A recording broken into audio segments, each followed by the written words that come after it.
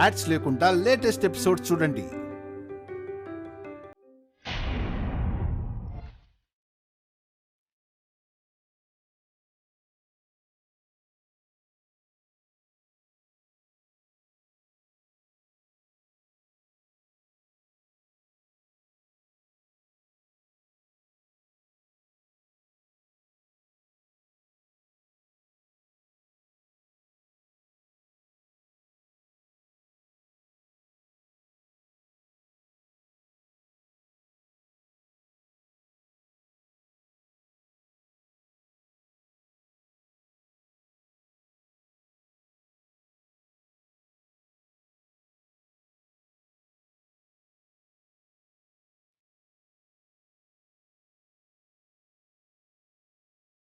అయినా వాళ్ళని పట్టుకుందామంటే ఎలకలు పట్టుకుంటున్నారు ఏంటండి?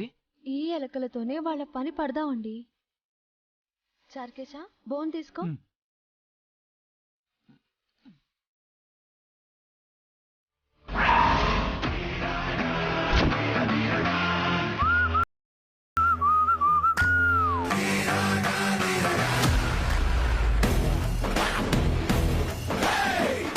అలా మీరు మా గదిలోకి వదిలిన ఎలకలని మేం పట్టుకుని బోన్లో పెట్టాం.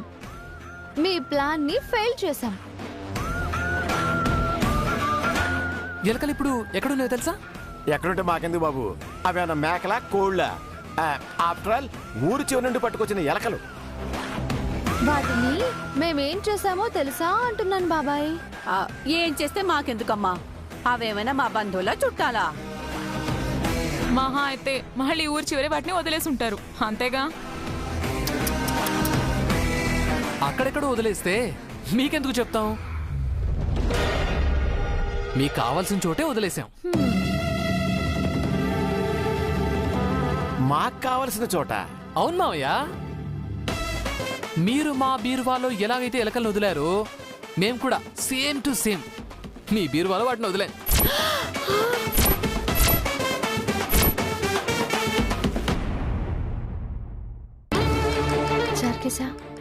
చార్కేశా, మెల్లిగా బీరువాలో ఎలకలను వదిలేసి.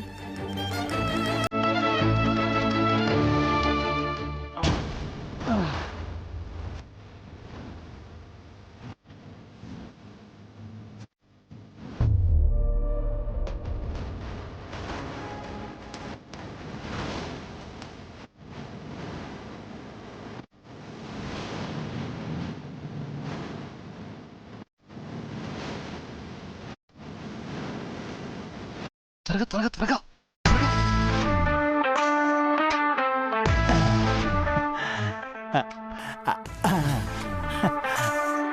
దివి గారు, మీరు సూపర్ అండి. ఎలకలతో మన చీరలు పాడు చేయాలనుకున్నారు, కానీ ఇప్పుడు వాళ్ళ చీరలే ఆ ఎలకలకి ఆహారం అయిపోయినాయి. సూపర్ అండి. అట్లుంటది మరి మా దివ్యమ్మతో ముచ్చట.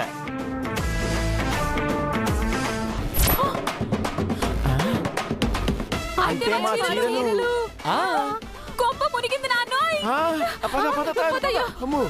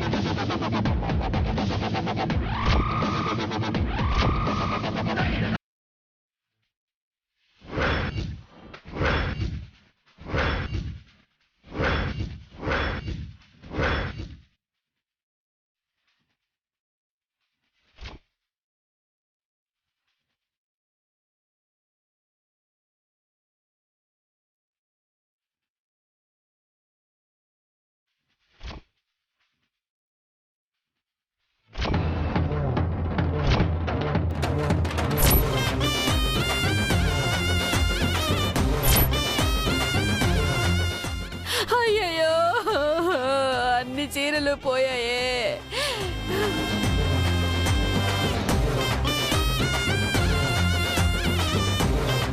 అయ్యో, చీరలన్నీ నాశనం అయిపోయాయే. అయ్యో, పాడెలుకలు చీరలన్నీ కొట్టి పడేశాయ్యా. 25 లక్షల సరుకు ఎలుకల నోట్లో పడి పాడైపోయింది. కర్మ. అయ్యయ్యో అయ్యో చీరలన్నీ నాశనం అయిపోయాయి. అయ్యయ్యో పోయింది.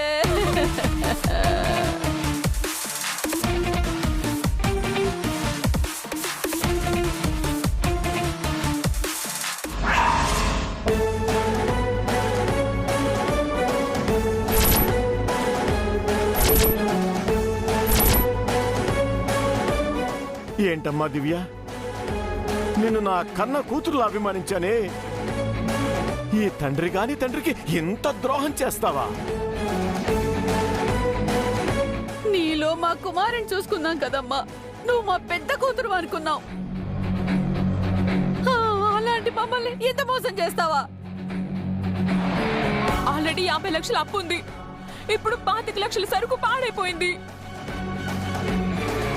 ఈ నష్టం ఎలా పూడ్చుకునేది?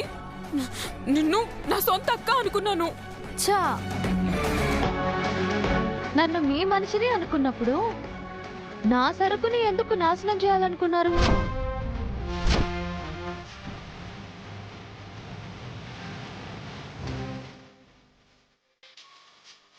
నష్టం మీ దాకా వస్తే గానీ ఆ బాధ ఏంటో మీకు తెలిసి రాలేదా? నీకు నష్టం వస్తే బాధ, మాకు నష్టం వస్తే ఆనందమా?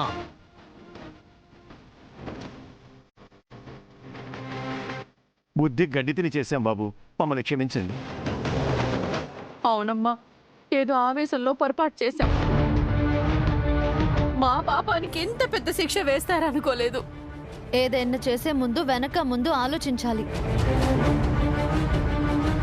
మీరు మాత్రమే తెలివైన వాళ్ళు కాదు. ఆ విషయం ఇప్పుడే కదమ్మా తెలిసింది. చెరపకురా చెడేవు అని మేం చేసిన తప్పే మాకు ముప్పయింది. అమ్మా, ఈ విషయం మీ మావయ్య గారి దాకా తీసుకెళ్ళకండి అమ్మా, మీకు పుణ్యం ఉంటుంది.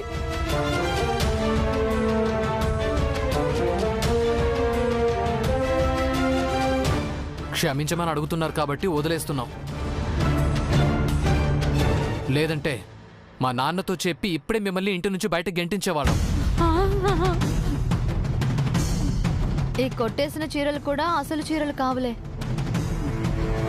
అసలు వాటిని పక్కన గదిలో పెట్టి దాపెట్టి పాత చీరలు మాత్రమే ఇక్కడ పెట్టాలి.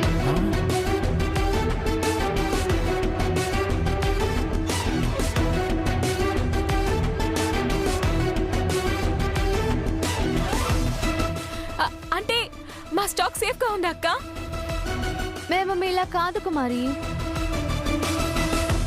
మమ్మల్ని నష్టపరచాలని మీకుంది, మీకు బుద్ధి చెప్పాలని మేమనుకున్నాం. మీ స్టాక్ సేఫ్ గానే ఉంది.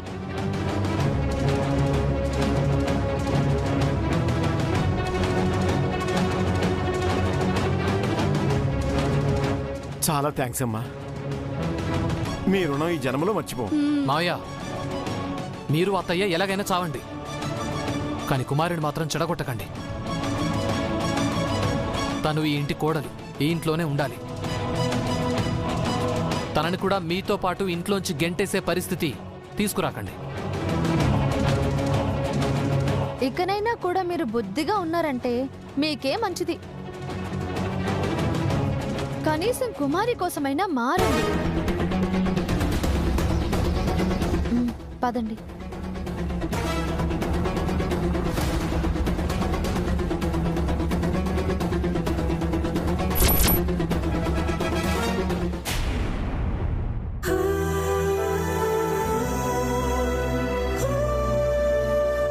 మొత్తానికి కుమారికి వాళ్ళమ్మకి బాగా బుద్ధి చెప్పావు దివ్య.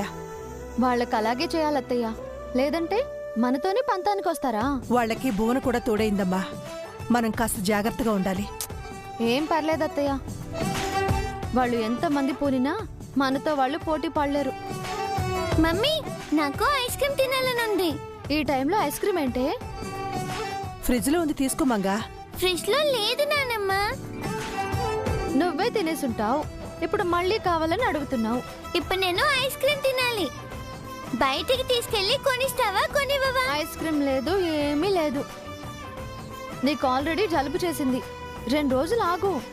ఇప్పుడు వెళ్ళి నిద్రపో. నువ్వెప్పుడింతే, ఏ దొరికినా సరే కొనివ్వవు. నీతో కట్టిఫ్. ఐస్ క్రీమ్ కొనిస్తే అయిపోతుంది కదా. పాపం మంగ అలిగినట్టుంది. జలుబు తగ్గకుండా ఐస్ క్రీమ్ తింటే జ్వరం వస్తుంది అత్తయ్య. కాసేపు అలుగుతుంది, తర్వాత అదే నిద్రపోతుందిలే. ఇంకెప్పుడు మమ్మీ చెప్పిన మాట వినొద్దు. హే ఏమైంది బంగారం? చూడు హర్ష డాడీ, ఐస్ క్రీమ్ కొనివ్వమంటే మమ్మీ కొనివ్వట్లేదు. ఏంటి, నువ్వు ఐస్ క్రీమ్ అడిగితే కొనివ్వట్లేదా? పద ఇళ్ళు అడుగుదాం. వద్దులే డాడీ, మీరు అడిగినా మమ్మీ కాదంటే పరువు పోతుంది. నేను అడిగితే కాదనదు బంగారం. వస్తుంది, అడగండి మరి. ఏంటండి, మంగ ఐస్ క్రీమ్ అడిగితే కొనివ్వనన్నారట? దానికి జలుబు చేసిందండి. ఐస్ క్రీమ్ తింటే జ్వరం వస్తుంది. ఏం కాదు, మీరు కొనివ్వకపోతే నేను కొనిస్తాను. పద బంగారం. ఆగండి, వెళ్తాను రా. అసలే మీరు నీరసంగా ఉన్నారు, బయటకు వెళ్ళొద్దు. మీరు నన్ను మరీ పేషెంట్ చేయకండి. చూడండి, నేను చాలా ఉల్లాసంగా ఉన్నాను, ఉత్సాహంగా ఉన్నానండి. చూడండి, మీరు చూడండి. హే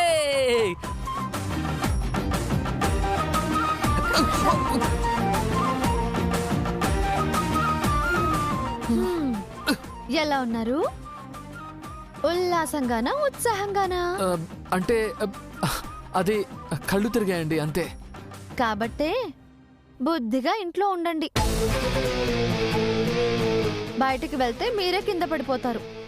అలాగేనండి. ఓకేనా?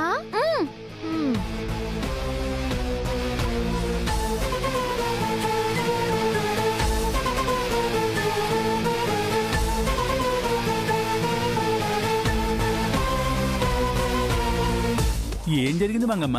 హర్ష డాడీకి అవమానం జరిగింది. ఎలా జరిగింది? నేను ఐస్ క్రీమ్ కావాలన్నాను, మమ్మీ వద్దంది. ఇందులో హర్ష గారికి జరిగిన అవమానం ఏముంది? డాడీ నన్ను బయటికి తీసుకెళ్ళి ఐస్ క్రీమ్ కొనిస్తాను అన్నారు. డాడీని కూడా మమ్మీ వద్దంది.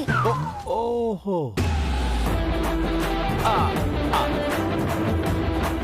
అవునా సార్? మంగ చెప్పింది కదా చార్కేశా, మళ్ళీ నా నోటి నుంచి కూడా వినాలా? ఆవేశంగా అడిగితే ఆడవాళ్ళు మన మాట వినరు సార్. మరి ఎలా అడగాలి? అసలు అడగకూడదండి, అలగాలి. అలిగితే వాళ్ళు ఏం కావాలి అని మిమ్మల్ని అడుగుతారు. ఓ, అలక మగవారికి బాగుంటుందంటావా? భలేవారే, అలక ఆడవాళ్ళ పేటెంటే ఇవ్వండి అందరు దీను. కానీ నాకు అలగటం రాదే, ఎలా అలగాలి? అంటే మీరు ఇప్పటివరకు ఎప్పుడు అలగలేదా? ఆ అవసరం రాలేదు. సరే, ఇప్పుడు మీరు దివ్యమ్మ, నేను మీరు అన్నమాట. నన్ను పిలవండి. హర్ష గారు, హర్ష గారు. అరే ఏమైందండి? నేను అలిగాను, బొంగమూతి కూడా పెట్టాను. ఎందుకు? నా బంగారానికి ఐస్ క్రీమ్ కావాలి, నేను బయటికి వెళ్ళాలి.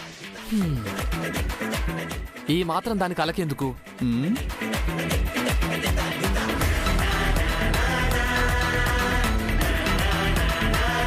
సూపర్ చార్కేశా, దివి గారు కూడా ఇలాగే అంటారు కదా. ఇలా అలిగితే అలాగే అంటారు. వెళ్ళి అడగండి. అలగండి. అలాగే. ఇదిగో బొంగమూతి మర్చిపోకండి. అవును, నాకు డౌట్ చార్కేశా. ఏమిటి సార్ అది? నీకు పెళ్లి కాలేదు కదా? పెళ్ళాల సంగతి నీకెలా తెలుసు? అది ఇప్పుడు అవసరమా అండి? ఇప్పుడు అవసరమా? అలా కాదు, అసలు నువ్వు పెళ్ళెప్పుడు చేసుకుంటావు?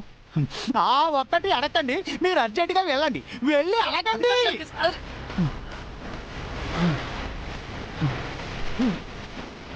ఈ పెళ్ళి ఎవడగానే పెట్టాడు రా బాబు. వచ్చారా? పడుకోండి.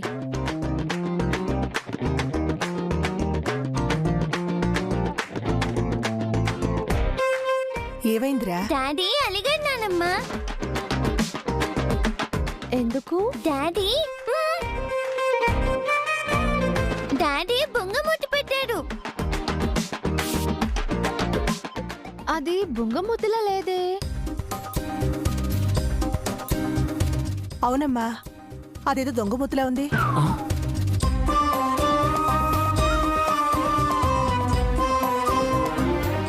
నేను మంగ బయటకెళ్ళి ఐస్ క్రీమ్ తినాలి, లేదంటే మేము ఈరోజు నిద్రపోం. మానేయండి. ఎవరు బలవంతం చేశారు? అదేంటి చార్కేస్ ఇంకోలా చెప్పాడు? ఈయన నన్ను ఇరికించేశాడేమిటి? నేను అలిగితే మీరు ఐస్ క్రీమ్ తినడానికి బయటకు పంపిస్తారని చెప్పాడు. ఓహో, ఇది చారుకేశ పనా? చారుకేశ,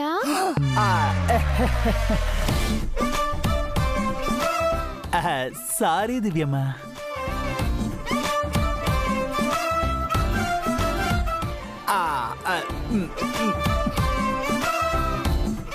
అయితే రాత్రంతా జాగారం చేస్తారన్నమాట. అవును. నాన్న హర్ష, నోటు బుక్కు పెన్ను తీసుకొచ్చిమ్మంటావా? ఎందుకు? రాత్రంతా మెలుకుని రామకోటి రాసుకుంటారని. మీ అత్త కూడలకు నేనంటే కామెడీగా ఉందా? అలాగే ఉండు హర్ష డాడీ. దీన్ని మనం తీవ్రంగా ఖండించాలి బంగారం, ఖండించాలంతే.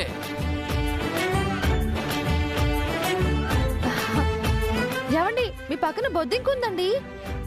ఎక్కడ ఎక్కడ ఎక్కడ? అయ్యో బుద్ధింక,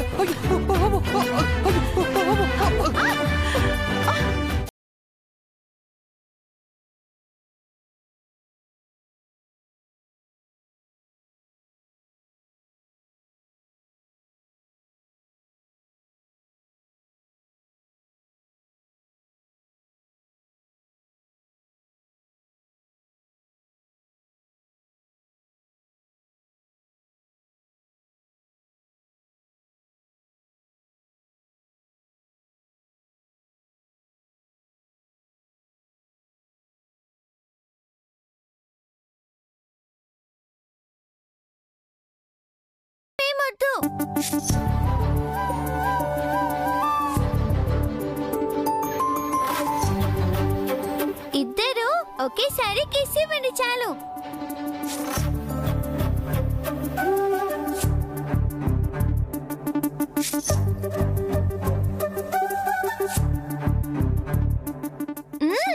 ముద్దు పెట్టండి.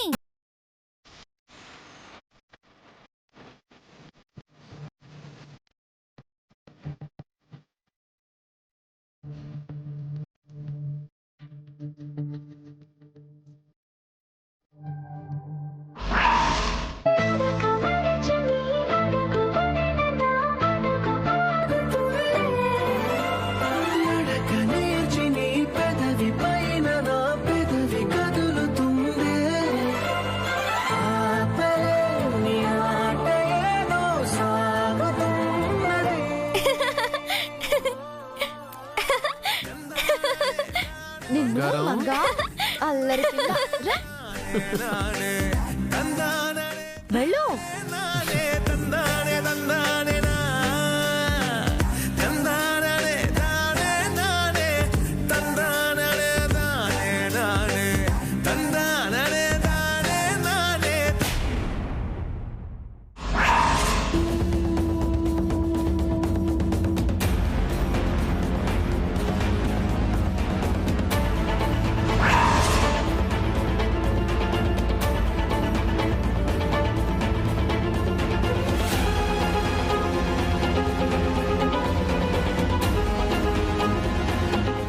బోనా, నువ్వు అడిగావని ₹1,00,00,000 ఇస్తున్నాను.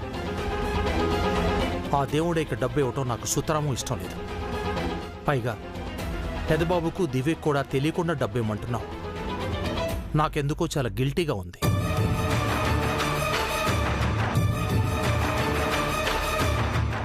గిల్టీ ఎందుకు ప్రసాద్? ఈ డబ్బిచ్చి మనం దీపుని కాపాడుకుంటున్నామని సంతోషించు. దివ్యమ్మ, హర్ష సార్ ఆ దేవుడైన జైలుకి పంపించాలని ఆలోచిస్తుంటే ఈవిడేమో సీక్రెట్గా దేవుడైకి డబ్బులిచ్చి సెటిల్ చేసుకోవాలనుకుంటున్నారా? ఇంత డబ్బు ఇచ్చిన తర్వాత కూడా ఆ దేవుడయ్య అతని కొడుకు సైలెంట్గా ఉంటారన్న నమ్మకం నాకు లేదు. డబ్బులు ఇచ్చేటప్పుడు క్లియర్గా చెప్తాను. మళ్ళీ మన జోలికి రావద్దని మాట కూడా తీసుకుంటాను. క్రిమినల్స్ మాట మీద నిలబడతారనుకుంటున్నావా? అన్నీ మనమే అనుకుంటే ఎలా ప్రసాద్? ఒక ప్రయత్నం చేసి చూద్దాం.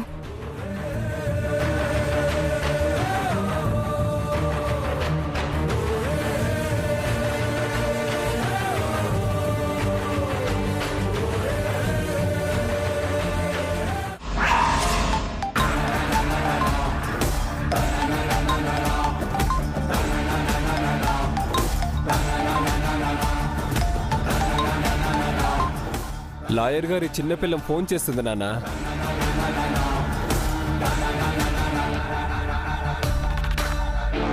రాజీకి వచ్చినట్టుంది. ఫోన్ ఎత్తి ఇలాగివ్వు.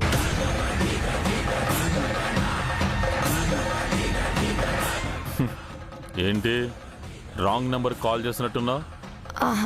లేదు దేవుడయ్య గారు, మీకే కాల్ చేశాను. మిమ్మల్ని ఒకసారి కలవాలి. ఎందుకు? మమ్మల్ని పోలీసులకి పట్టించడానిక? కాదు, మీకు ₹1,00,00,000 ఇవ్వడానికి.